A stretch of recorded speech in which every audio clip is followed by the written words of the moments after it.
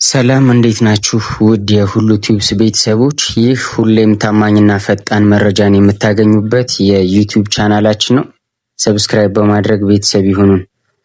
ታሪክ ሰባሪው ቲክቶከር አዶናይ እንግዲህ የየዕለት ተግባሩ 100,000 ብር ለየት ያለ ተሰጥኦ ላላቸው ሰዎች ሽልማት መስጠት ሆኗል ማለት ነው። ባሳለፍነው ቅዳሜ በተካሄደው የኢትዮጵያ የዓመቱ ምርጥ ቲክቶከር አዋርድ ላይ ትልቁን ሽልማት ወይም ገንዘብና መኪናን ያሸነፈው ወጣቱ ቲክቶከር አዶናይ አስደማሚ የልግስና ተግባር ማከናወን ጀምሯል።